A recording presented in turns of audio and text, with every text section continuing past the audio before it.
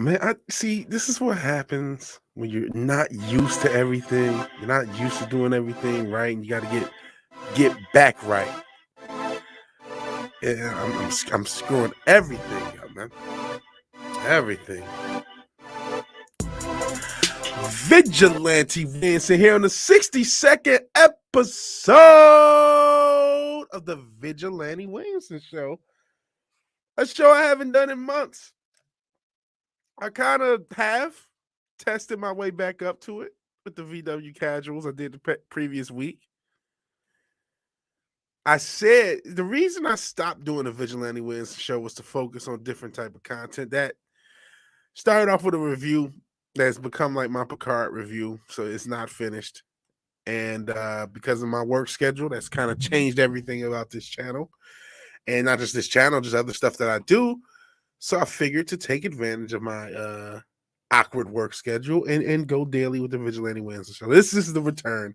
We will be close to 100 episodes had all those casuals counted as VW shows or Vigilante Williamson shows. And Hell Code Era, one of the OGs on this channel. I know I have a lot of competition going around noontime.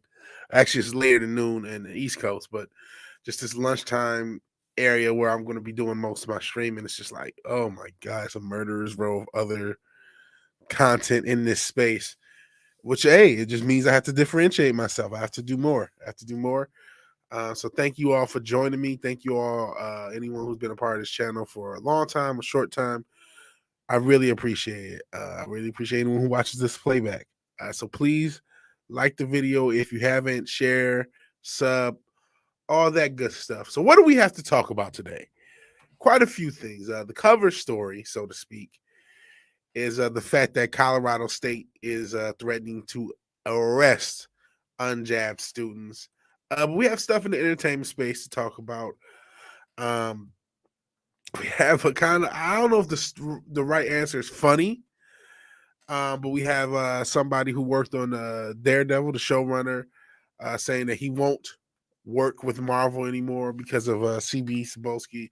We also have, I want to talk about this Dear White People, Dave Chappelle creator. I guess I haven't seen The Closer, which is Dave Chappelle's new special, but I did want to just talk a little bit about the reports. I mean, I try to shy away from the story everyone else talks about, but it's interesting to me. There's an interesting element to me as a black man, to get my Stephen A. Smith on. So I do want to cover that. And actually, I will go ahead and get into that first. So Dear White People showrunner. This person is the showrunner of a show called Dear White People. You can look at the cast right there. They're talking about this Netflix boycott. They're boycotting Netflix over Dave Chappelle's special, The Closer. It's not about feelings. Jacqueline Moore talks to The Hollywood Reporter about cutting ties with the platform after Chappelle's new special, The Closer. Conversation she had with a staffer after the decision. Who's making her laugh these days? Now, I hope we can get an actual photograph of Miss Jacqueline Moore, because to me, that's very relevant. Here we go. This is Jacqueline Moore. Now, I am not attacking this person, right? I wanted that to be clear. My interest as a black man is the show Dear White People itself, and the fact that we have a critical race theory Hollywood, and this show that is about, I've never seen Dear White People. I've never had an interest in seeing it. I remember seeing like a cousin or somebody was watching on Netflix years ago. I saw like 10 seconds of it and said, nope, I'm done. It was just from what I saw, just, really strong black woman narrative. But again, I'm not commenting on this individual's gender. I'm a little bit more interested in this person's nationality or race, because if it's outside their little tiffy, the fact that the showrunner for Dear White People was this person, it's like, I'm not shocked at all. But what kills me is that there's a lot of, like, so much of the pro-blackness and the strong black individuals have some LGBTQ Caucasian at the core of it. And it's a common thread. It's a common thing. That's the thing that's interesting me. This person's offended because they feel like Dave Chappelle said quote unquote transphobic and homophobic stuff. Yet this person feels absolutely comfortable contributing to the black conversation as somebody who isn't black. And isn't it funny how many people who aren't black want to tell black people what to do and how to think and normalize their belief systems? Like all black people should be angry at the system. Dear white people, you should be wanting white people's opinion on your shit in the first place. You should, which is a bad idea for any human being to care about validation from other people in general, let alone when you're just making this group. And there's no defined leader. There's no leader of the white people or the black people. This isn't, what the fuck is this? So the idea that you need a show called Dear White People in and of itself is bullshit, right?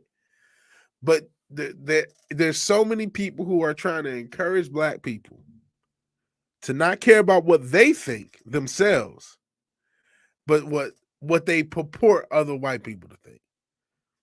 This is another motherfucker who's angry either at Orange Man or capitalism or whatever the hell else, who wants to use black people as a proxy for their beliefs. And then the first chance they get, they come at a prominent black man because he said something they don't like. And this is the showrunner of Dear White People. So their offense actually legitimately offends me. I didn't see the closer. I haven't seen it. I'm not sure the actual things that are said. But just the fact that this person was the showrunner of Dear White People, which will not get any publicity, is crazy. And isn't it crazy how these liberals just cannot wait to, if a black person gets out of line, they cannot wait to say their piece. They only care about a black person if they're getting killed by the police or if they are dying with police involvement. That's the only interest, and that's my opinion.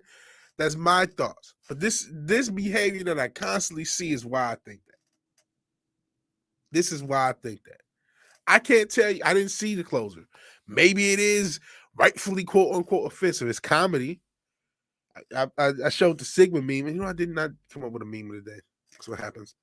And the whole point of that the Sigma meme is the shockingness of the comedy. It's supposed to be, semi-offensive. But I'm tired of these people being the leaders in the conversation of my people, and in particular constantly encouraging black rage that they've now fetishized. So this person, this Jacqueline Moore person, has no problem coming out with a show where they encourage. Let me see if I can find Dear White People synopsis. Let's go on Wikipedia. I mean, it is what you think it is, from what I've seen of it. And maybe it's a good show. I don't know, but just by the premise of it. Let's see, yeah, it's about black kids in an Ivy League school. That's what it's about. So this Caucasian person knows everything about black people in the Ivy League school. And remember, they're the ones who came up with these rules that you're supposed to only write about your race, only write about your group. Yet who cares about that? Fucking Jacqueline Moore, who you see, this person knows everything about the black struggle of an Ivy League, black Ivy League students. One of the biggest struggles is affirmative action, where they could succeed anywhere else in the country, but then they're in the bottom of the class Ivy League schools. You can look at Thomas Sowell talking about that, how you have these black students who are in the top of the country in math, but the bottom of their class in the Ivy League schools because affirmative action pushed them a level higher than it should be. If they were at an adequate level, they would thrive. So that's a struggle But I'm sure you're not interested in that, Mister. I mean, I'm sorry. I genuinely, I did not mean to say that, man. I'm sorry, because I don't want the smoke. I'm not trying to. I don't want the smoke for the LGBTQ. Call this person Mister, Miss or Mrs. or whatever you prefer, ma'am. I'm sure it's ma'am. Jacqueline Moore. Why do you get? How come? So what you're saying is you're okay to talk about another group because you guys have sectioned all of us into groups. We're no longer humans. We're sectioned by our race, gender, and all this other shit. So you're okay to talk about another group, but if somebody makes fun of you, you gotta boycott the platform. Honestly, more people probably should have boycotted the platform for you being the showrunner of Dear White People, especially by your rules and what the fucking show represents is supposed to do. Yeah, that 5 o'clock shadow's throwing me off. There was a video that went viral. It could have been at Taco Bell, could have been somewhere, where there's a guy outside the car and he's saying, like, man, you look like, ma'am or whatever. And then the person, the person literally is struggling to figure out what pronouns to say. And the person in the car who, 5 o'clock shadow looks very masculine, but has feminine garb. And I'm supposed to guess and they look at the phone sarcastically like, duh, you're supposed to know what pronouns I have. Like, no, we don't. We fucking don't. We have no clue. None whatsoever. Identify as a hot pink woman. You know what I mean? I'm staying away from this person's gender. I'm only focusing on this person's race because they're the ones who write a show and run a show called Dear White People, and they're the ones who are angry at one of the most prominent black comedians because they don't like what he has to say. And I'm saying, hey, how did you even get this job with the rules that you supposedly have? You know what I mean? Especially because, this is a common thread amongst a lot of the black rage porn entertainment. There's the LGBTQ Caucasian at the center of it, who's smart enough to tell us how we're supposed to think. And that's become very fucking annoying to me. Glenzer says, hell, Glenzer, only safe bet is not to use pronouns anymore. Yeah. How would I know what pronouns this person wants? Maybe you don't want she, her. Maybe you want they, them. Maybe you want a set of pronouns that I'm not even aware of. How am I supposed to know? So let's actually read through this article. I've said my little ranting piece. I'm sure I have more to rant about as we go through it. I'm not sure. Is this a Bible book? Yeah, this is a lot of stuff. We'll skim through it. We'll get through at least part of the intro. Halfway through a 40-minute interview on Thursday evening, Jacqueline Moore paused briefly to navigate a confronting yet common occurrence in the life of an out trans person. Someone hurled derogatory slurs at her as she passed by on the street in New Orleans, where Moore has been working in the writer's room as the co-showrunner of the Queer as Folk reboot for Peacock. She says, I'm literally getting yelled at now. Before apologizing, she got back in sync with her thoughts. Where was I? So maybe that was a phone interview and she was getting yelled at on the while the interview was occurring. We're not a pro harassment place. That's not cool to harass people. But I am questioning the fact that this person makes stuff that's geared primarily towards black people. Black rage in specific. It's not just like, oh, because anyone to me can write for any group or write if you got a good story, write it. You know what I mean? I'm not with the fact that there's a separation between the race of the creator and the race of the character. It's stupid. But this is the tendency of the left, of the critical race theory, of all that other stuff. Yet this person writes Dear White People. And again, why do all these black rage porn have somebody like this at the helm? And why are they always trying to, I didn't see much Dear White People, but there's a lot of emasculation and idiocy of the black man. There's a lot of stuff I have issues with. And again, same type of people have the same position in that.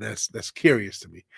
In any event, at the moment, she was pondering the aftermath of Netflix releasing Dave Chappelle's latest special, The Closer, 112-minute mic drop set to feature a range of current topics from coronavirus to racism.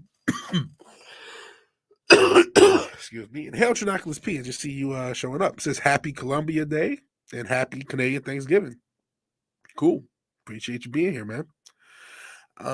And please like and share if you haven't, because we are competing with everybody, so it's not going to be that many people in these episodes until we get going. In any event, Dave Chappelle special range from racism to the Me Too to the baby's controversial AIDS remarks. Moore has a lot about consequences since the special's release on Tuesday. It's what led her to stand by tweeting, take a stand. She took a stand by tweeting she will no longer work for Netflix because of the other topics Chappelle covered, specifically the blatantly and dangerous transphobic comment. I'm being facetious, but I didn't see the special. But and in this context where everything is transphobic, everything's offensive, only God knows. This after spending 4 years working alongside Justice Simia for his now wrapped, thank God, series Dear White People, first as a writer and eventually as a co-showrunner. Moore took issue with what she categorized as dangerous rhetoric for Chappelle, stating that gender is fact, aligning with Harry Potter. Why is that dangerous? Why is that so dangerous? You are calling women birthing people because you don't want to be offended. You have told you, ironically enough, this shit has hurt women. You have called women birthing people. Women are just people with vaginas now. And these are medical journals saying stuff like this now. And if somebody says anything different, it's dangerous. Why? Again, I might find you some crazy liberal at the heart of a show that encourages black rage to be dangerous. In fact, I do. I absolutely do. But I guess aligning with Harry Potter author J.K. Rowling, whose fault this all is, by the way. They were one of the first people in media to go out of their way to just go back and say all my characters were gay. That was J.K. Rowling's fault. So J.K. Rowling, a lot of this shit is your fault. But now she's Team TERF. TERF, that means trans exclusionary radical feminist. I have no love for the TERFs either. Feminism is so fucking destructive. An ideology that excludes trans women as women. They are not women. I'm sorry. I'll be respectful to a person's pronouns. You know what I mean? But now that you're going to the extent of calling women, you're doing everything to dehumanize actual women. We have to dehumanize all these billions of women to make room for the maybe hundreds of thousands, maybe millions of trans individuals. And I'm not trying to be disrespectful to them, but I don't understand why all this is necessary outside of cultural what is it? Cultural shaping. I can't think. Extreme brain. Cultural manipulation. Cultural gaslighting. Those are words. Yeah, from dangerous to delusion, says Trinoculus P. These sessions aren't small anymore. They're intimate. There you go. The intimate version of the Vigilante Williamson show. That show sucked anyway. Yeah, it probably did. But this is the shit. These rhetoric farms, these rather disguised as media, shit like Dear White People, shit like all these fucking shows, man. All these shows, it's just another show I can't think of that's in a similar vein. It's just that bothers me, man. When somebody from another group tells me how I'm supposed to feel about this country, and I'm not a patriot. Like the country, I'm glad I'm here as opposed to other places, but I'm a God before country guy. But I really dislike these individuals, and I really dislike that there's so many of my people who are like so obsessed with white people in general, because I just don't think you should be obsessed with any group or obsessed or in a dehumanizing way. Like, well, I can't do anything unless a white person lets me. Like, I don't want my people thinking that week. And so when you're somebody who pushes that shit, like, and don't get caught on it because that's how we're supposed to think. That's what the media narrative is. Yeah, it was a movie about SJWs, for SJW, or shout out to Fish Chozo, shout out to Goofanoid. Then White People's literally a movie about SJWs made by SJW, but they also made it into a TV series. And this individual, this Jacqueline Moore individual, they were the showrunner of a show with an all black cast, about SJW BS, black SJWs, in the Ivy League. And they're upset that Dave Chappelle thinks women are women, that Dave Chappelle doesn't go along with birthing people or women or people with vaginas. But okay, let's get back into the article. Again, this is a book, so I don't know if I'm getting through all of it. Let's say she wasn't the only one that's glad, which is basically the gay NAACP. So you know what you're getting there. She was the only one's glad. National Black Justice Coalition. The National Black Justice Coalition cares about what Dave Chappelle says. I was this many days old when I found out there was a National Black Justice Coalition. Shouldn't y'all care about Chicago, Detroit, Baltimore, Oakland, New Orleans? Should y'all care about that? Some of the small cities I'm missing, like Flint, Gary, Indiana, East St. Louis, St. Louis. Should y'all care about that since y'all care about black justice? What the this is why I hate these fucking groups, man. They don't exist to help. They only exist for clout. And high-profile members, let me go back to the article, of the LGBTQ community rejected the new material, but the National Black Justice Coalition, going as far to remove the closer from its platform. Netflix has declined comments. So there's a organization called the National Black Justice Coalition. And I'm this many days old when I found out they exist. And all they can think to do for black justice is to eliminate a black man's comedy special and a black man's means of income. That's all they can come up with. That's all they can muster.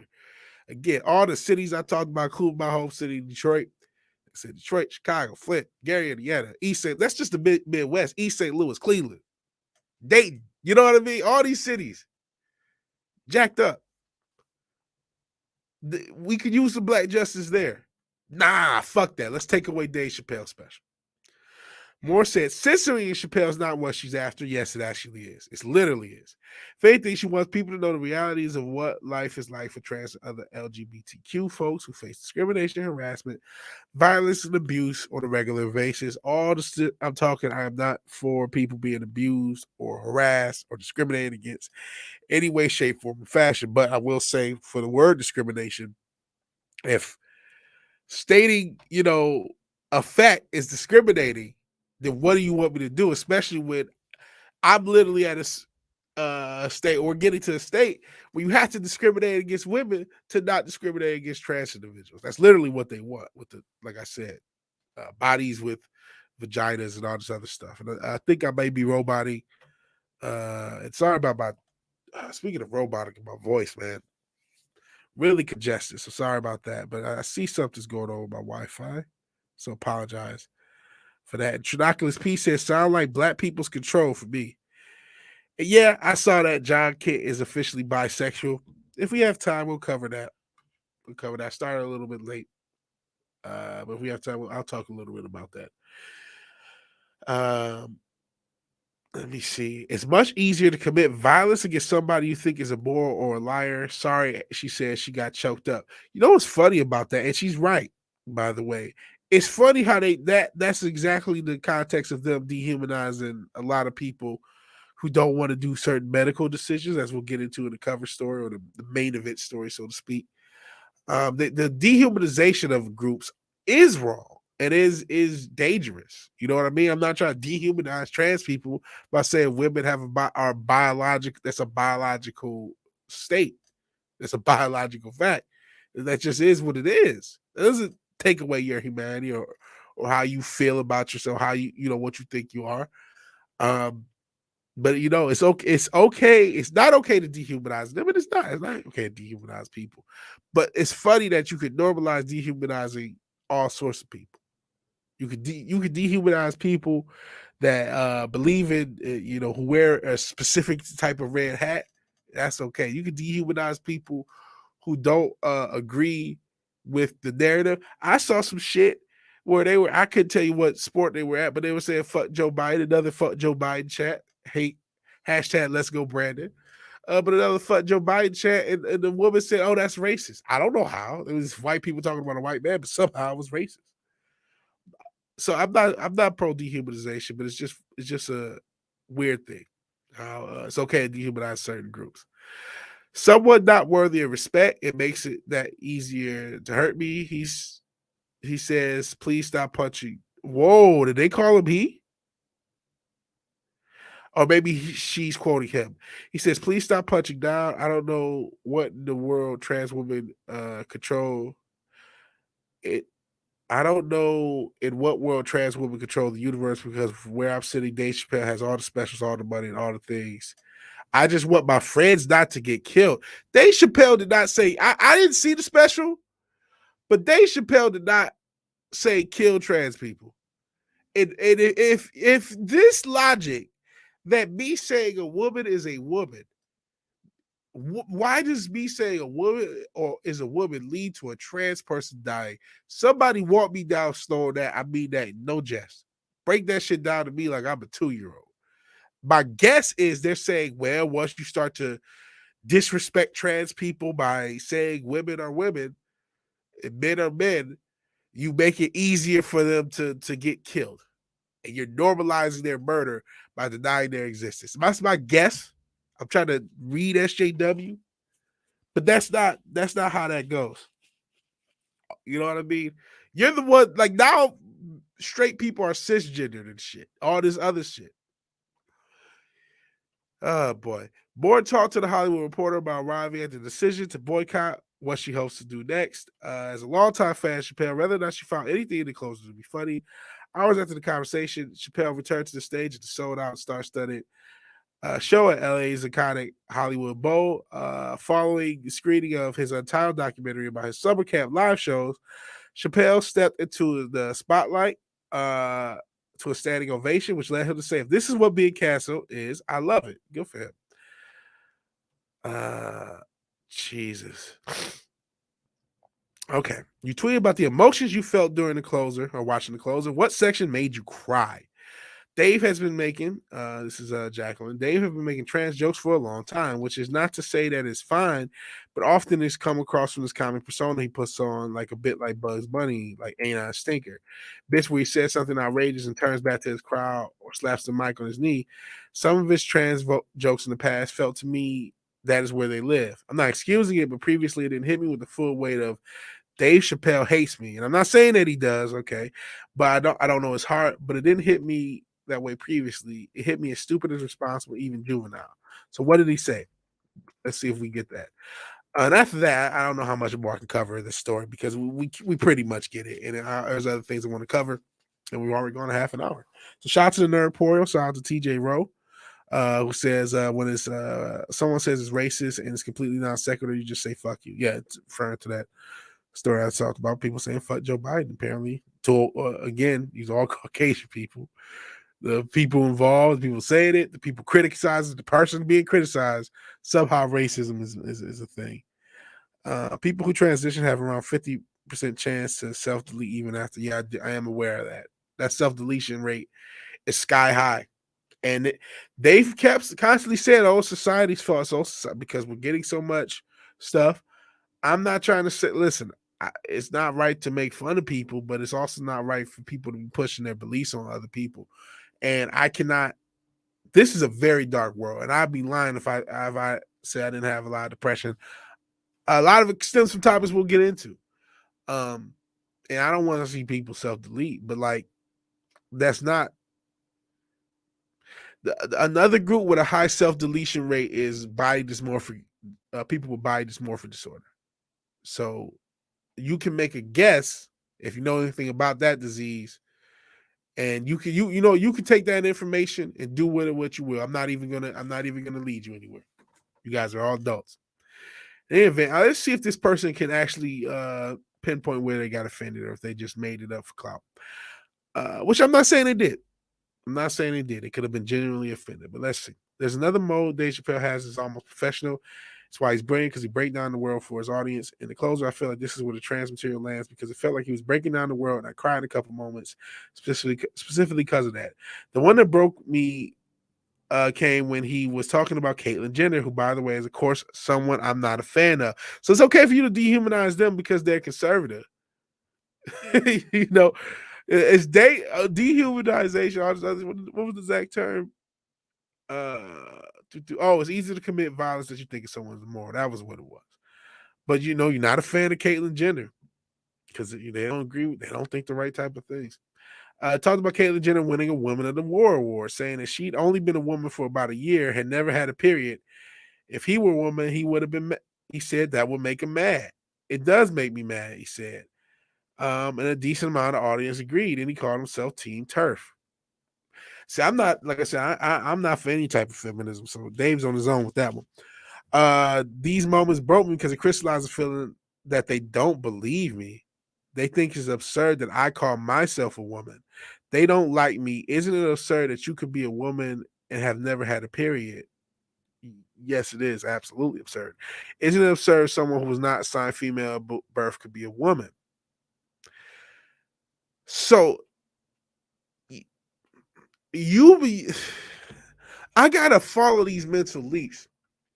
What about the fact that all the women that have been women at birth were totally cast out and cast aside for somebody that hadn't? What about how they felt? What about them? It's not that anyone doesn't believe you. I absolutely believe these trans individuals are, I'm trying to say it in the least offensive way. I just gotta say it as straight as I can. I absolutely believe that trans individuals are serious. I believe that they're 100% serious. No one's denying their seriousness. And on some level, I know a lot of this is, divide and conquer shit, right? There's more powerful people trying to get people to argue about shit. That really, in the grand scheme of things, doesn't matter. Why they do other nefarious things. That's tactics is old as time. But the real issue that people have, and I don't think this individual understands, is that in the pursuit of equality for trans individuals, you're shading non-trans individuals at an increased rate. You literally made someone the Woman of the Year who their only goal was, the only thing they did was become a woman. Despite what the media tells you, there are women who are doing amazing things every fucking day. There was that one chick that we talk about who wanted to be Elon Musk or wanted to be I forget her name already.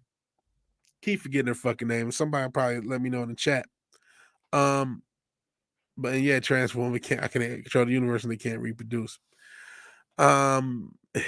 Cleanser. Happy Columbus Day, everyone. I mean, happy Indigenous Autonomous Bipedal Life Form Day, or whatever it's called now. Not sure what it's called. But yeah, this is it's weird that like you can dehumanize women and their role in society and their role you could de-emphasize the genetics, and just for me wanting to call a woman, I'm somehow being offensive to you. That's the thing that I don't get. I don't get. I literally don't get. I don't understand. I'm not trying to not understand. I just don't understand. And you know what? To be quite frank, looking at this person, yes, I do think it's absurd that you call yourself a woman. Do I believe you? Do I think you're serious? Absolutely. Absolutely. But man, I'll be respectful to a person, but you are what you are, and there's no shame in that. That's how you feel. It's okay. It's absolutely okay. It's a free country. You got the right to feel how you feel. And yeah, RIP athletic scholarships. I would love to ask this person, what do they think about trans women fighting what they call female assigned at birth in a MMA or boxing setting? Are they okay with women being at such a physical disadvantage? I talked a lot about boxing this weekend with the Tyson Fury Deontay Wilder fight, and that was a brutal fight between two men. Absolutely brutal. They both will probably have some long-term effects from that fight. Tons of brutal blows. Imagine if one of them was physically or assigned at birth as a female, like what sort of damage they would have taken relative to their body and relative to what they physically are able to take. That, they could have killed them. People are getting it, women are getting their cake. Oh, I was right. People that can get pregnant, people with vaginas, they're getting their shit caved in. Is that okay? Why am I a bigot for just not wanting them to get their head caved in? I'm not saying you can't be like, yeah, I may say this person does not, I think it's absurd for this person to be a woman. But okay, maybe I'm wrong for thinking that. By this current generation, by this current culture, apparently I'm wrong for thinking that it's absurd for this person being a woman. I still think it's absurd that they can tell black people how to think. But take that out of it, man. Why do we have to destroy all these basic elements of culture just to make room for you? Can't everybody just live and let live? If somebody's being disrespectful to you, that's not right. If somebody, it said earlier in this interview, somebody was calling them out while they were going through walking through New Orleans. That's not right, to be fair. But if this person came to me and said, call me a woman, I would be respectful to him, but it's like I would be thinking, like, it's not what it is. Let me see. Trinaklis P says, my younger sister was a good speed skater, almost Olympic level. Sad she's not here. I'm sorry to hear that, Trinaklis P. R.I.P. Little sister P. Sad she's not here, but happy she didn't witness this. That's crazy. I'm sorry to hear that. This is wild. And again, this person, they can tell black people how to think and then call them out if they don't think the right things. That's the long and short of it. And if you're offending them by wanting, how dare you want women to be recognized as women? You know what I mean? They don't even, and I don't think, and I'm not saying that to be just to joke. I don't think that they realize that's what they're saying. And they don't realize that you're literally getting mad that we want to recognize women as women. Because when you talk about the woman of the year, you're giving it to someone who's a trans individual. You're saying all the other women who did things because they were female assigned at birth were less valid than this person who wasn't and transition. That's why there was a controversy for that. But I don't know if this person refuses to understand or is just, built in a way where that's the case. So let's talk. We talked a long time about that. I did not expect to go that long with that article. I did want to talk about this, man, because this whole Berserker thing has been a stroke of genius for my man Keanu Reeves, and honestly gives me hope in this whole entertainment war, because I'm not somebody who's trying to get one of these big mega corporations to do as I say. I don't believe that's going to happen. I don't believe they give a fuck. So that's not my goal. My goal is to encourage and push. And you're welcome, Shanaka Speed. Thank you for sharing that story. And I wish you and your family the best with that going forward, because I know it's something that probably comes up. But thank you for sharing it, and thank you for being here, man. Cleanser. Cruise ship is about to sink. Women and children first. All the men. We identify as women. Highest twin voice. Fuck out the way. But back to this Berserker. I think this is the template. This is another part of templating for an alternative. So there's an upcoming live action film adaptation of Keanu Reeves' Berserker, and they use their this article is about them getting the writer of the Batman, Mattson Tomlin. And hello, Snorter Poopus. Appreciate you being here. That's kind, man. You're a kind man. So this is the stories about the writer, but my interest is just the fact that Berserker exists at all. What Keanu Reeves did was genius. He used his own celebrity to make sure he had his own property. He had went through, he's going to do he's done John Wick, all these movies. He's about to do a new Matrix. And so he wanted his own property. So he got with some comic book writers. He created probably the biggest non-Marvel book, non-DC book, either that or Spawn, the past couple years. And he's now got it positioned to be a live action film series or live action film all within 18 months, probably less than that, maybe a year. It's pretty brilliant, and it's the template for how we get good material. Now, this is still going through Netflix. He's still a celebrity. He uses celebrity to do it, but we know the Rippaverse is coming. Shout out to Young Ripper. We know what your boy Zach has done. We know what EVS has done. And I'm gonna shout out Sweetcast. Not only because he's doing big things, he's doing stuff with Alternative Comics, but that's where I started. I was a mod for Sweetcast well over a year ago, and there's other comics like that. We got my man doing his Goofanoid, Fizz Chozo, and hopefully that will grow into something. I know. Let me see if I can find that so I can toss it in the chat, because we got to keep promoting stuff, because again, this is the path. This is the path to good material. This is the path out of wokeness. It's not going to be, oh my God, I hope they finally stop, making characters gay. They're not. They just made Superman gay. They're never going to stop. Never ever going to stop, because this is their agenda.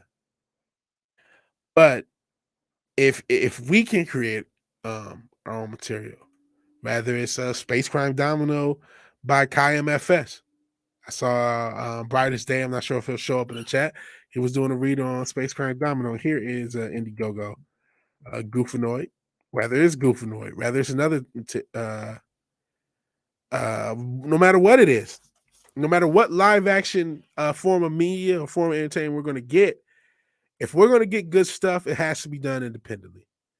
And I think the comic book industry, there's a reason comics for the past 20, 30 years, not just the MCU, not just the DCEU, but they've used comics as a way.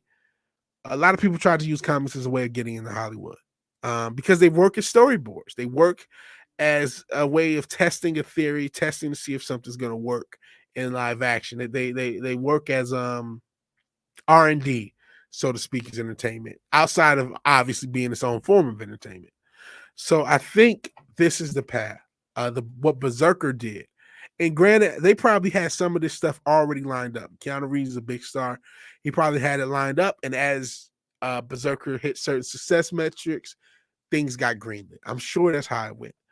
But it shows this is the path to getting good entertainment, because it's not going to happen from the mainstream. So let's read a little bit of this article, and then we got other stuff to cover.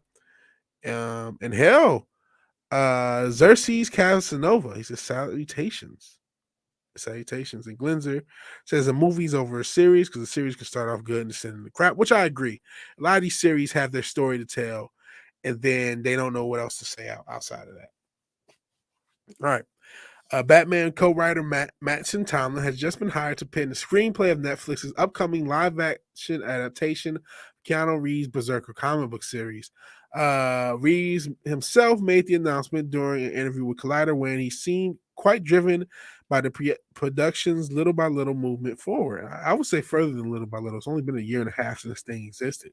Working on trying to set up a company with the animation, and also it's going to be animated.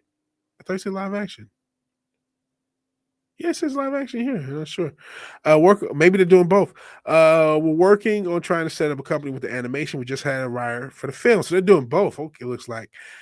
Says the Matrix actor, he's been cool, just starting to put things together. That's where we're at. The 12-issue series from Reeves, co-writer Matt Kent and artist Ron Garney and Boom Studios is also getting an animated series, which Reeves briefly touched on and described the story not totally bogged down by continuity. Working on Netflix, who have been very cool. They're going to let us do an R-rated story, which is cool. My ambition or hope is not to do a film version of the comic book, uh, so they'll have things in common. It's definitely the main character in this kind of rule set, but we can take it to other places as well. I continue. We're talking about a couple different animation companies, trying to figure that out. And again, I'm hoping to be inspired and influenced. There's some rules to the story, but I want other creators to do their vision or do their version of it. Reeves then added in some, he's hoping to do a different version of a metaverse in a sense, having different storytellers with one set of rules to go places within this Constantine. Berserker comic is about a mysterious immortal named B, who's half god, half human, prone and cursed to suffer violent, insane outbursts. He may have found solace and purpose in carrying out the dirty deeds for the U.S. government, as they promised him the one thing he truly desires, the secret to his existence and how to put an end to it. First 4 issues are out in graphic novel form. The film version is in NASA stages with a few to go on.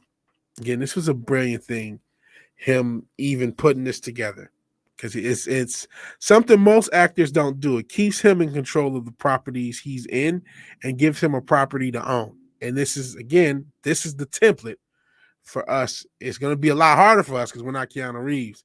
It's still the template for us to making good material. And what's going on, Kelly Child? I see you there.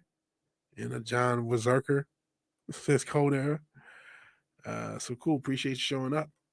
All right. Further rumors engender the buzz. Reeves would make a return to that mystical DC franchise. And I always talk about the potential him coming back as Constantine, which I did hear a little rumor about, but it doesn't look like it's happening. So that's that for this story. I think this is interesting. And again, my relevance, I have not read Berserker yet. I have not checked it out. But just the way he was able to line this up, it's the template for us getting new material. You can try it off with graphic novels and comic books are probably outside of video games because you can't do indie games. But even then, if you do an indie game, there's only so much budget, so much you could put into it. But outside of stuff like that, graphics, if you're talking about entertainment, live action genre stuff, graphic novels and comic books are the best way forward towards that. And even if it doesn't get past that, it's the easiest way with the Indiegogo. Like I said, just promote my man Fizz Chozo. Please check out Goofanoid. Please support that. But the Indiegogo situation it is a struggle. You know what I mean? It is a struggle for people who are just starting out. But it is something that can get done. It is something that's realistic. Like I said, the Rippaverse, EVS, your boy Zach. I mentioned there's a bunch of other people that I'm forgetting. Vinny Art has had a bunch of shout out to Vinny Art. He's had a bunch of Indiegogos and crowdfunds that he's successfully fulfilled. So the crowdfund thing, there's properties like Common America who's come through the crowdfunding situation. So these ability to create IP, it's a great way of creating IP and funding and financing that IP. You can do it in the graphic novel, the one shot, the comic book format, and you can then take that and do a animation or even a fan fiction. You know what I mean? Or not fan fiction, a live action thing. We talked about on the Primetime Kings. Check out 24/7 Fusion Media's channel. We were talking about Batman in the Sun, Bat in the Sun. I'm sorry, and Dying is Easy, and some of the stuff they've done, and some of the other fan fiction stuff done for the DC verse. If you can have that level of quality in fan fiction, a lot of it 7-8 years old. Dying is Easy was recent, it was past year. But if you can have that quality in fan fiction for major properties, you can have that same quality and unknown properties, and it just could be the official release. It could be the official web series, the official live action property of Goofanoid. I'm keep using that as an example because I want my man Fizz Chozo to be successful. You know what I mean? So let's use Goofanoid as the example. Goofanoid gets successful. He's able to successfully fulfill the crowdfund, do sequels, and each one gets bigger. And then a fan of it, you know what? We'll do a live action fan short. And then it's like, hey, let's just do a whole official short film based upon it.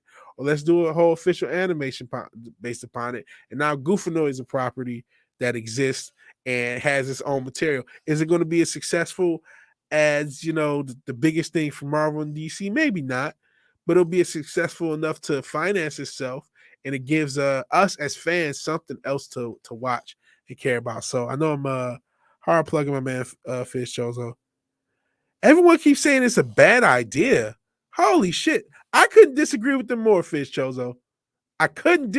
If I tried, I couldn't disagree with it more. I agree. Promoting is not easy. Sorry, I have my VPN thinks I'm in Mexico, so that's why it's in Mexican dollars. So he doesn't have that much in US dollars. It's a very small thing, but I'm hoping Goofanoid can get funded. I'm hoping Goofanoid can get funded. I'm hoping Goofanoid can be fulfilled, man. I don't think this is a bad idea. I think this is a good idea. I think this is something. Oh, you can get a cameo in issue 2 for $18. And only 2 people claimed it. Variant covers. I gotta get some of this stuff. I've been pretty broke, but I am gonna support you, brother. And again, this is in Mexico dollars. Sorry about my VPN. But no, they're wrong. Not everyone, but a few people, very few people will back it. That's true. But you got to start somewhere, man. You got to start somewhere. Because it's a clown. Well, that it worked out for the Joker.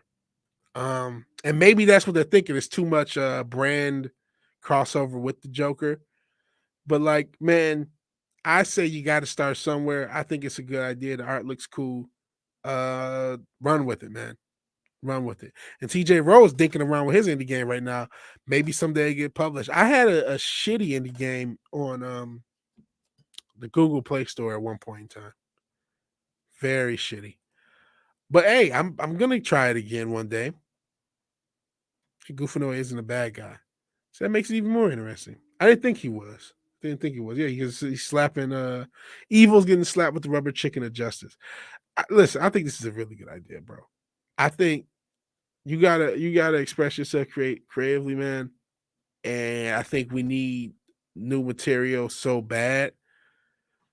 I disagree with those people who say it's a bad idea.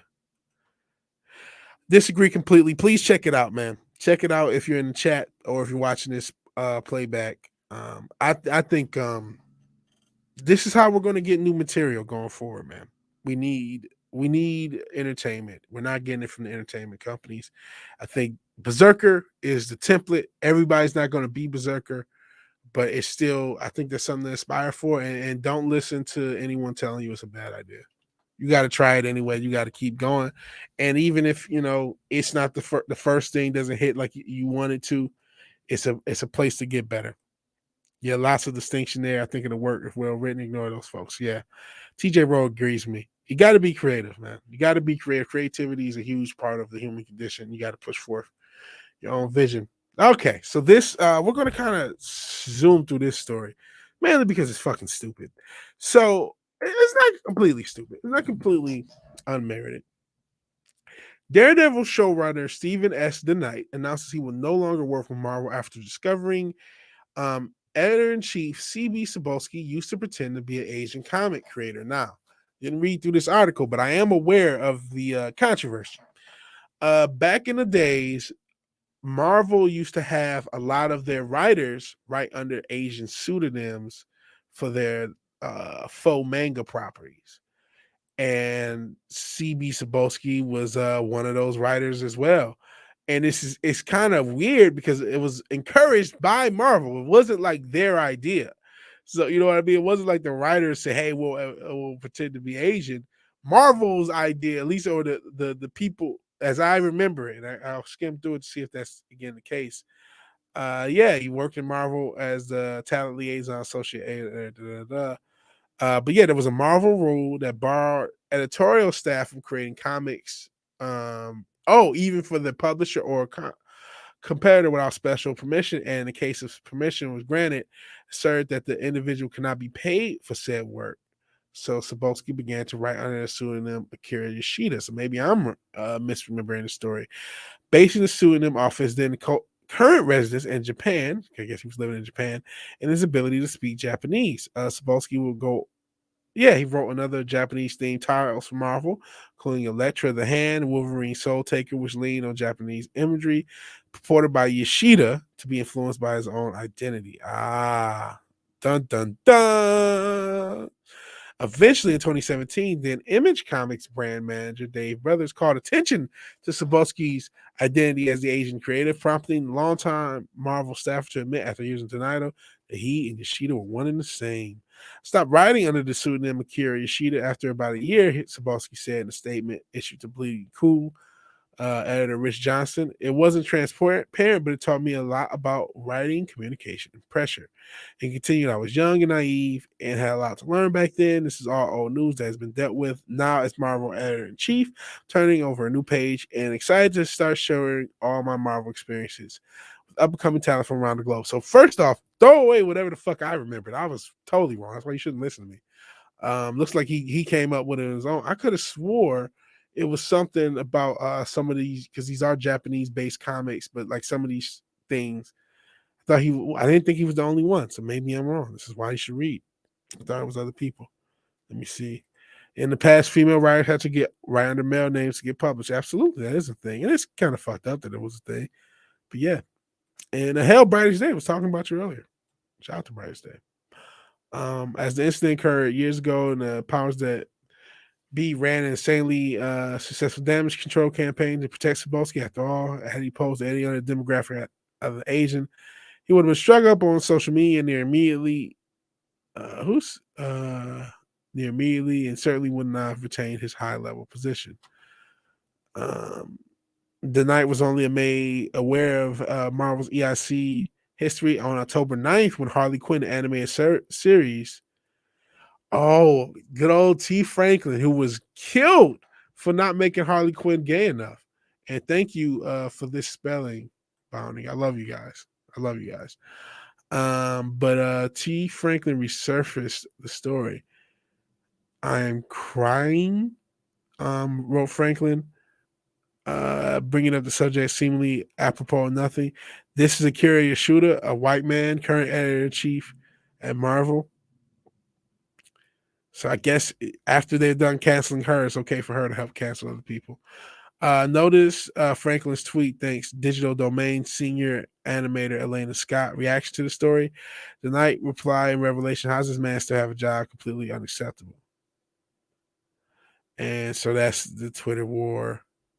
And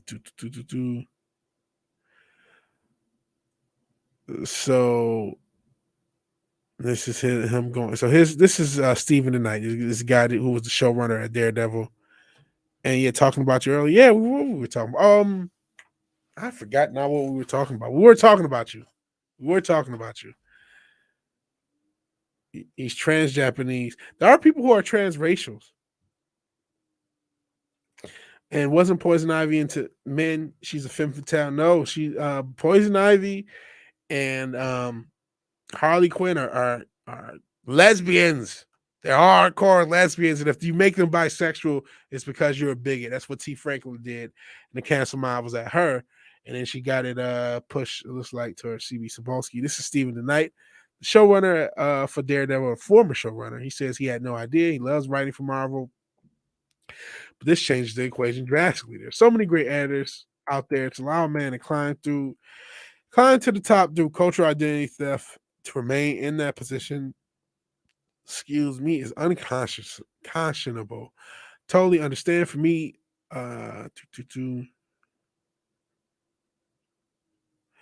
Totally understand for me the possibility of ever being named editor-in-chief should have shrunk to zero the moment it's revealed. If he was already editor-in-chief, he should have been terminated. It was in the process of becoming EIC with the coverage I gave it in this situation greater prominence that he chose to confess to Marvel. It did not go over well. There were serious consequences, but he still got the position.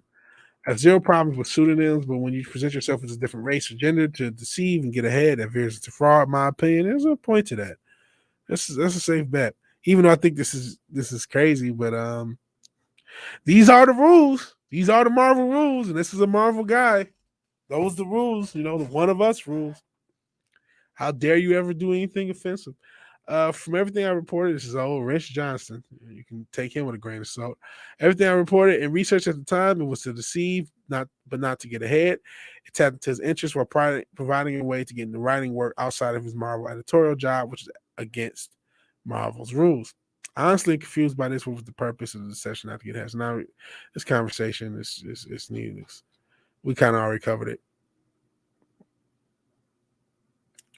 So this is basically saying, I agreed. I'm not saying one race can't write characters of another race, so he's not saying that.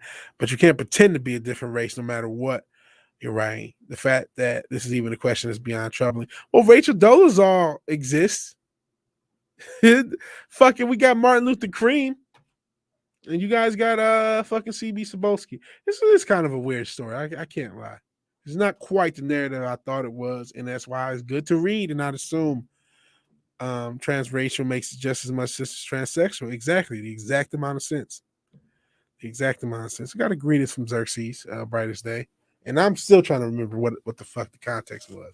It was something positive. Oh, we were talking about Space Crime Domino. You did something for that. I saw you were doing something for that.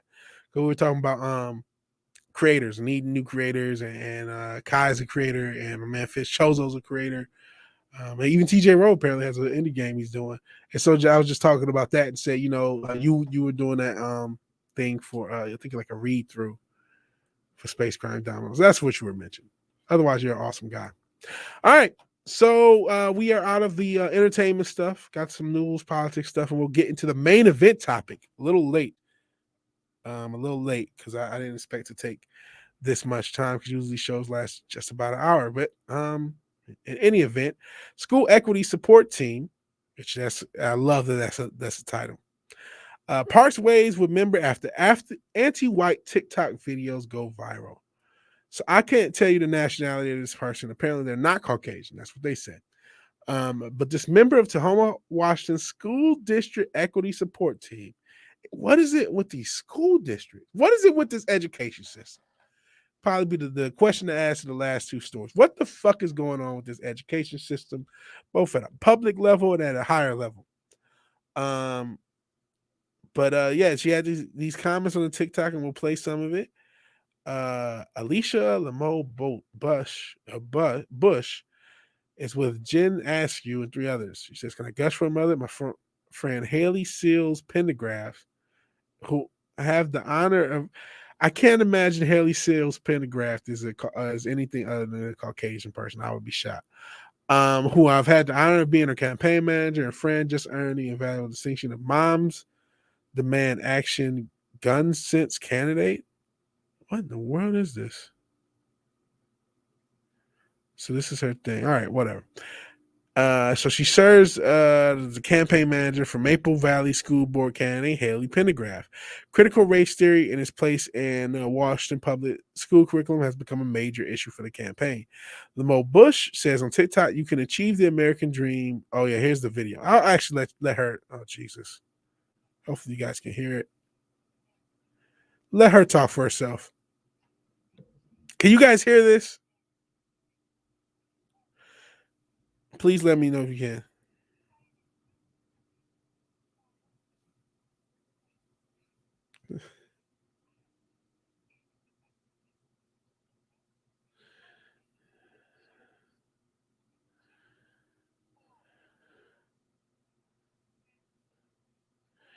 Is this what this person believes?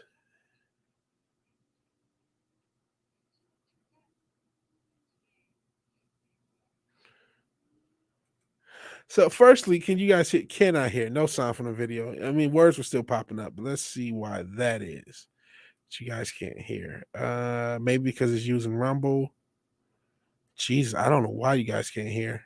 Oh, fuck me. Because it's sharing. Can't hear. None of you guys can hear. No sound from the video. That's spectacular. That's spectacular.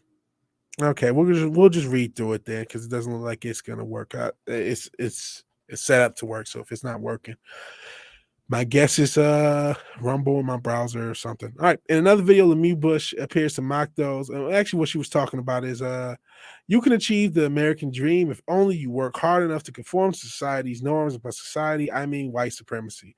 You assimilate enough. If you reject all your non-American culture, history, background, generational drama, and just get over it so that you can achieve the American dream, which is white supremacy. So that's what this person who's working for the school board up in Tacoma. Not, aren't you happy to have these type of people involved with the education system? Doesn't that make you feel warm and fuzzy inside? In another video, Lemieux Bush appears to mock those who are concerned about critical race theory and has an issue with the BLM riots. Again, isn't it so funny how all these non-black people want to tell black people what to do and how we're supposed to feel about things?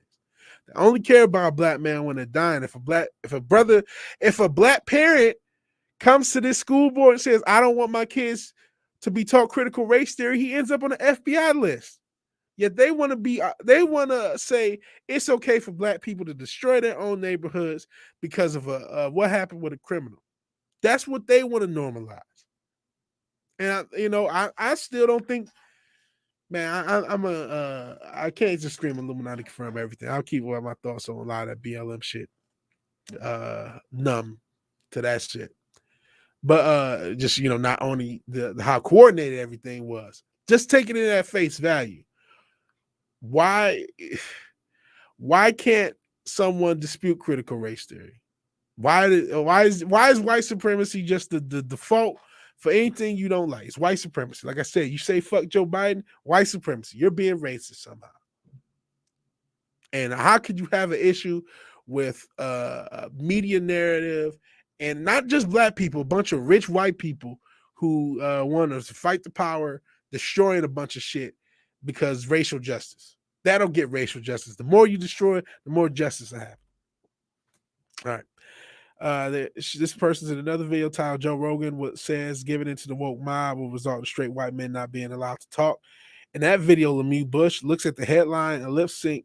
It's almost like that's the point. So that's what she says. And she holds up her finger saying, shh. And then their uterus, their choice. So she's all for, calls herself a hellraiser too. So isn't that funny? Somebody who works for the education system wants to constantly destroy kids. That's great. In another video, she lips. Oh, I said that. Dear white people. Oh, we already covered this. She said in another, and again, this person looks, if you didn't know any better, you would guess them to be Caucasian. These freedoms of impingement, the freedoms you're ranting and raving about, it's just silly. You've always had the freedom to do exactly as you please. To only change for you is that you're now starting to see some consequences for being able to do whatever you please. I understand these consequences may feel like persecution. I can guarantee you it's not. Now, being able to make choices without any accountability or consequences, that's not freedom. That's terrorism. I actually agree with this last sentence. Being able to make choices without any accountability or consequences is not freedom, it's terrorism. And unfortunately, that's what we're getting from the modern SJW left. They can do whatever they want without any accountability. And it is becoming terroristic to everyone else. If you're a black man who doesn't want your black son or daughter to be taught that they're less than a white person, if you're a black man who doesn't want your black son or daughter to be segregated in a classroom, you could be put on the FBI list for bringing that issue up with the school board. And that is in 2021. That is a current thing. And you have these goofy motherfuckers who for some reason hate white people. Wouldn't shock me if she has a white boyfriend, because that's usually the gimmick. They're the ones pushing this shit. And supposed help for people like me. Isn't that a motherfucker? And Fish Chozo has to go. He's starving. I appreciate you being here, man. I hope Goofanoid works out. Don't listen to the haters. Enjoy your meal. Hopefully you can watch the rest of this on playback. Thank you for being here. And yeah, she has that smug, self-satisfied expression of determinedly clueless. Absolutely. Sophia Takola is an abolitionist. How do you have modern day abolitionists? What are they trying to abolish? Racism? It looks like this person.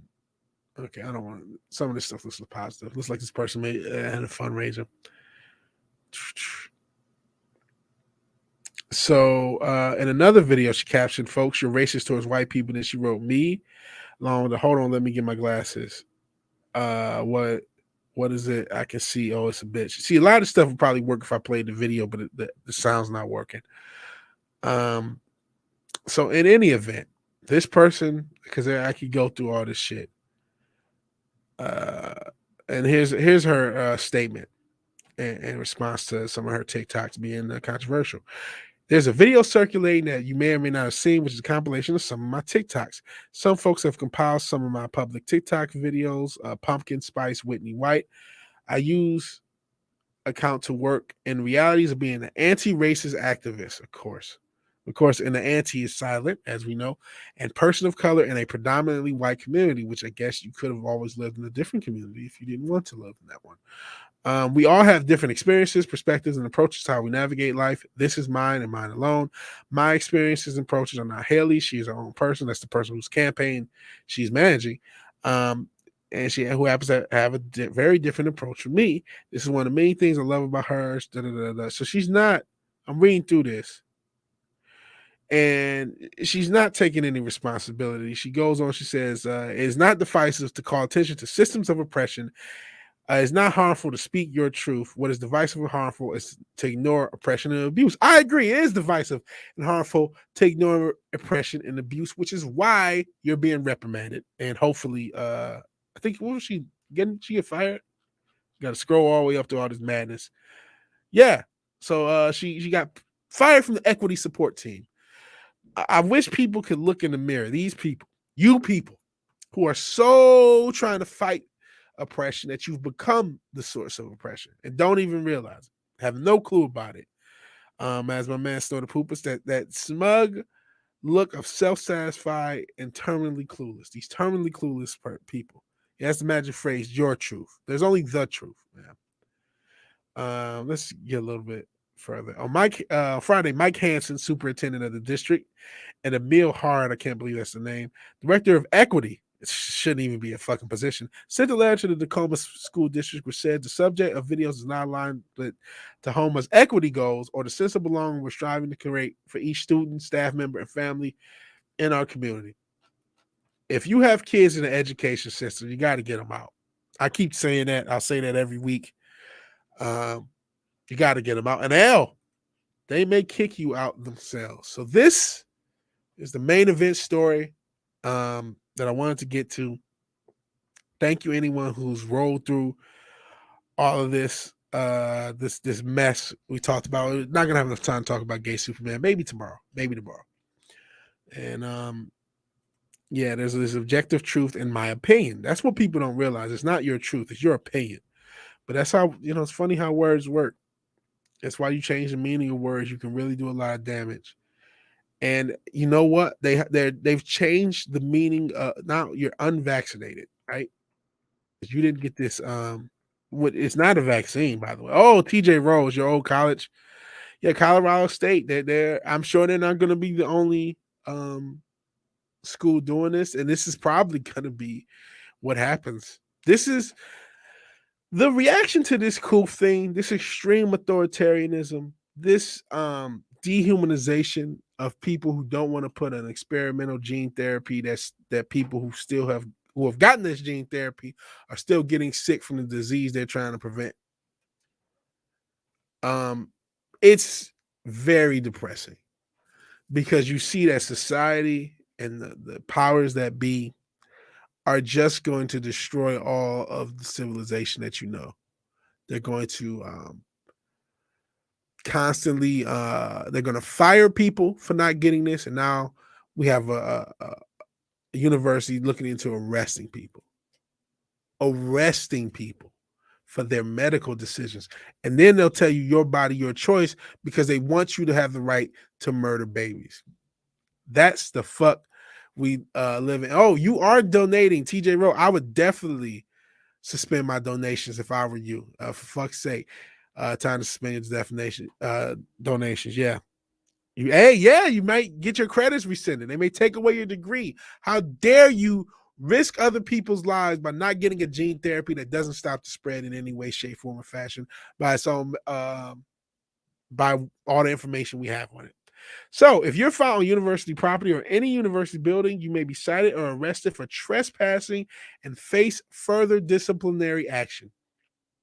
Colorado State trespassed and threatened unvaccinated students after learning they failed to submit proof of COOF, a requirement for people attending in-person learning.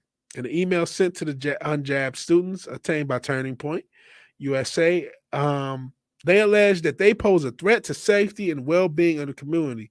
How? Because again, the jab does not stop the spread. We've seen that. It doesn't stop people from getting the damn disease. It doesn't. So why are we acting like it does? Why are we acting as if this disease is the goddamn bubonic plague?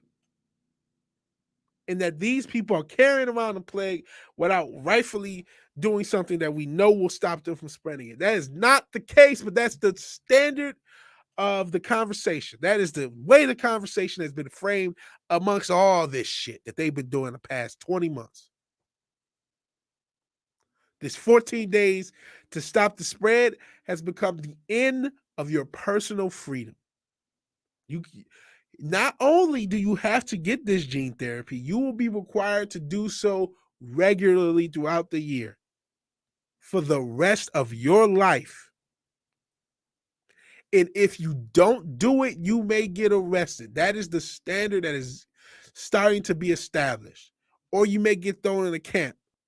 Look at what's happening in Australia.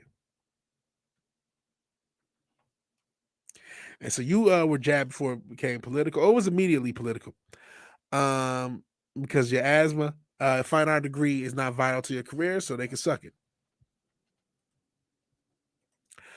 I'm on hold with the alumni office. Oh man, it should be a fun convo. Oh man, geez, I wish I could go longer. I gotta start working a little bit.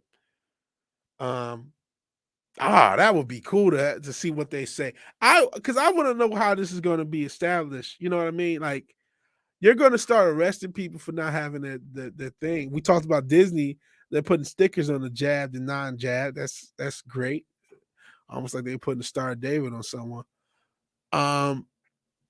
This is the normalization of authoritarianism to require you. Again, it's not going to stop at these jabs. We're going to need boosters, and the same standard is going to be held for those boosters.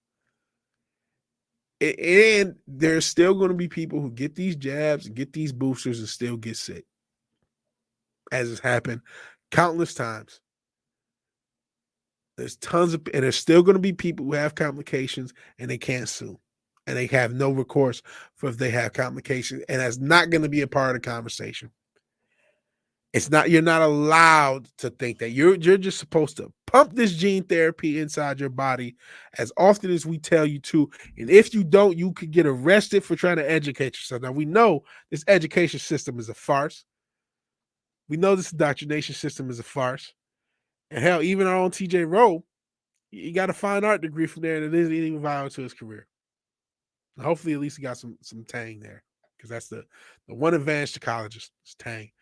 But yeah, these universities don't even provide a proper education in the first place. All they provide is tons of debt, and now they're arresting you for going to this university. If you need more evidence that the education system at all of its levels are corrupt, just watch this show and watch this channel. I feel like the past 5 or 6 months, it seems like every week we're talking about something crazy with either these teachers, these administrators, or these colleges. Every fucking week. Oh yeah, me too. I'm gonna email email my friends. There are a bunch of us. Colorado is a very libertarian state, and the CSU is the Colorado Kids School, unlike CU. So this will be fun. That's cool to see, man. I'm glad to have informed you, man. Yeah, that's the shit that's going on. And it's not just going to stop at Colorado State. It's not just going to stop in the universities. It's going to be jobs. It's going to be cities. It's going to be states, maybe even the whole country. You don't have your jab pass and you're outside, you get arrested to the camps with ye, to the gulags with ye. That's the standard. That's the standard they're normalizing. And again, it's your body, but it's their choice. Because and no one's even approached. Let's say I'm somebody that's completely pro jab. I'm going off the narrative that it does what it says it is. I'm going off the narrative that it is even a vaccine. It's a gene therapy. I'm completely pro jab. Do you realize when you're talking about boosters and updated shots and potentially multiple shots a year that you're legally requiring every human being to be dependent on the perfection of the medical community, of the perfection of their drugs?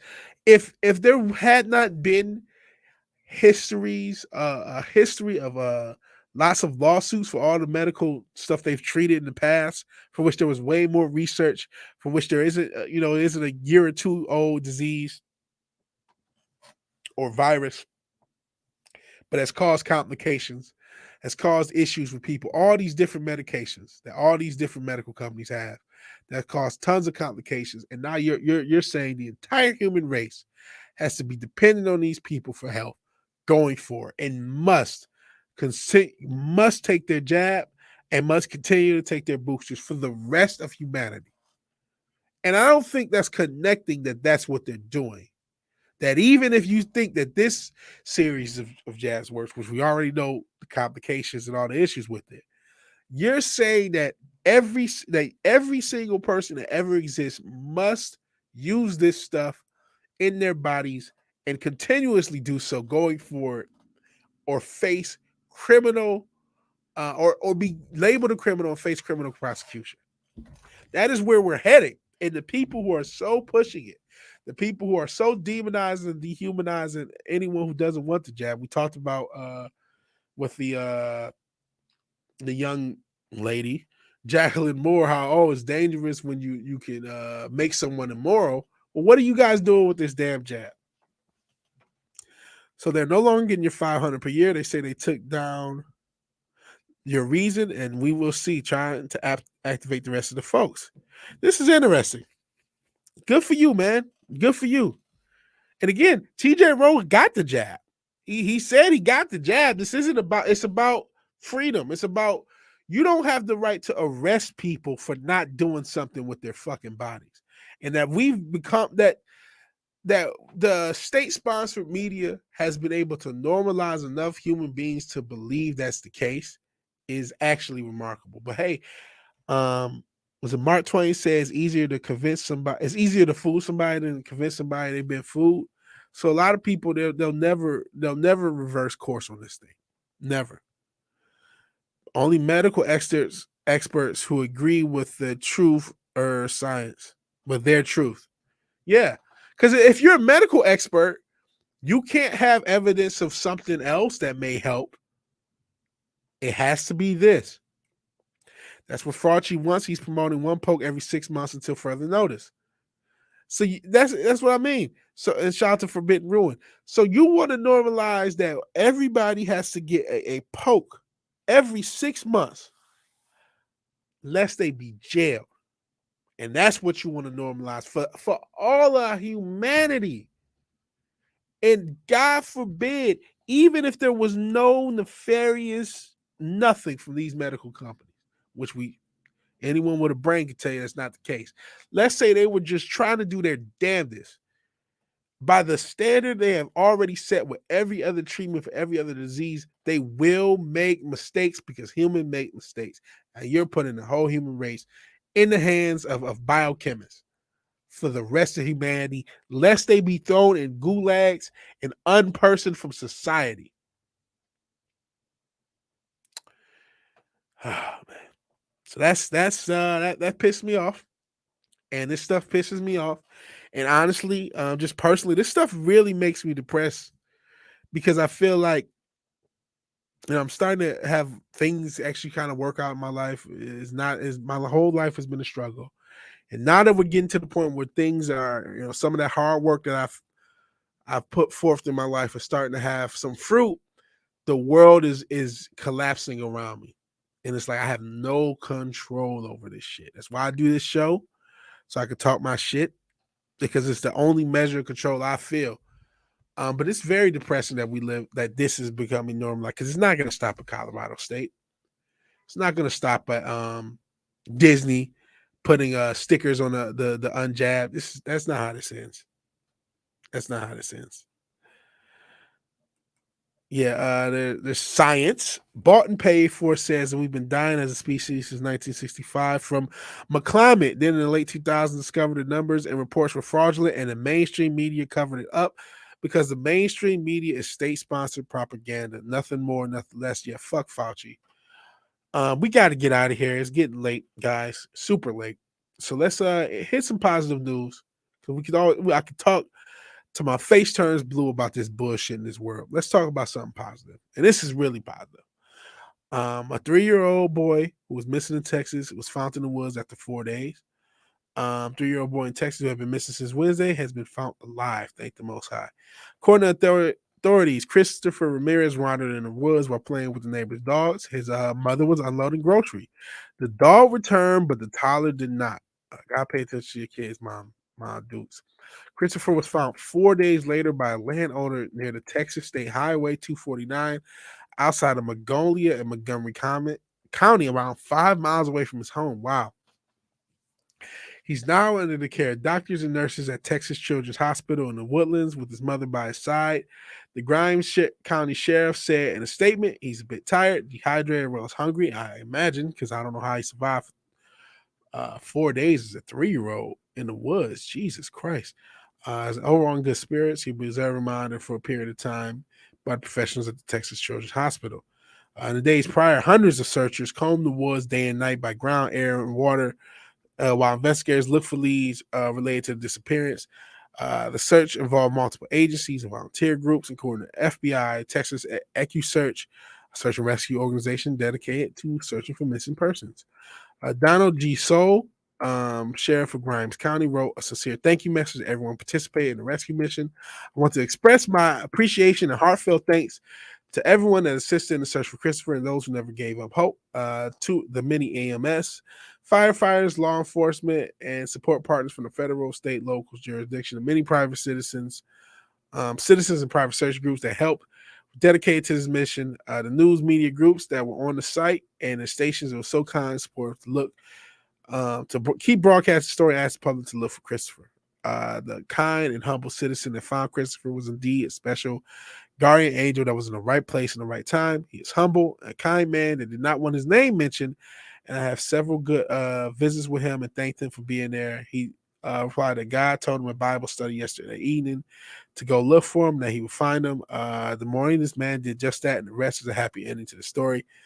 Again, I want to express my heartfelt thanks and appreciation to everyone for their tenacity, dedication, and spirit, and never giving up this mission to find Christopher. This is a cool story, man.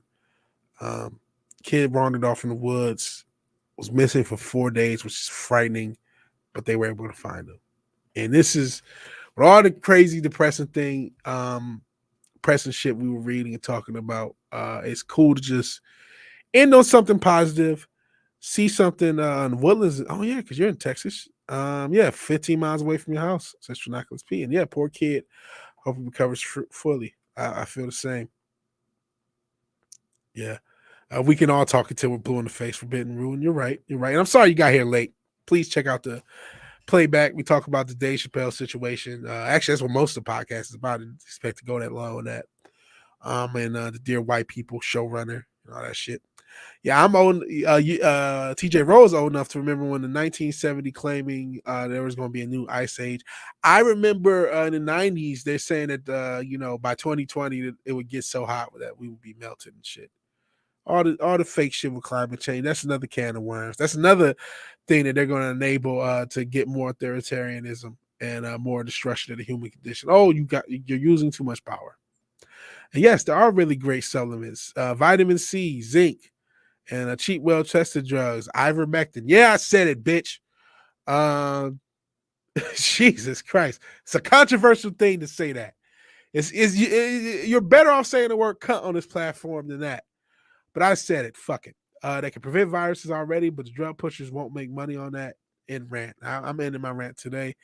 Yeah, I'm gonna hope that kid recovers. And yeah, well, this is close to Trinaculus P. That annoyed me. I was looking forward to Ice Age. Well, they made Iceman gay, so maybe that's what they meant. Sorry, friend. The scheme would have been good if you do that sort of thing. You know, I saw a video of a seal, and I thought of you, Snorter Poopus. I only ski when I slip down a slope. It's not normal sport for polar bears. We prefer smacking seals. Speaking of seals, I had two more bros are calling to cancel now. Cool, TJ Rowe. We are making a statement. Fuck Colorado State and their draconian laws. EchoSearch is a wonderful non-profit, by the way. Shout out to that. We don't get many good not for profits. Well, there's some, and it's so cool. Shout out to EchoSearch. Thank you for helping find this child, man. That's a real cool thing. Chappelle is right. Yeah, he usually is. NAC, shout out to NAC, B12, etc., etc. And yeah, I did trigger Mama Susan. I used the drug that shall not be named. Fuck you, Susan. I finally found that you were talking about my read of Kai's book. I ended up saying it. Did you go back?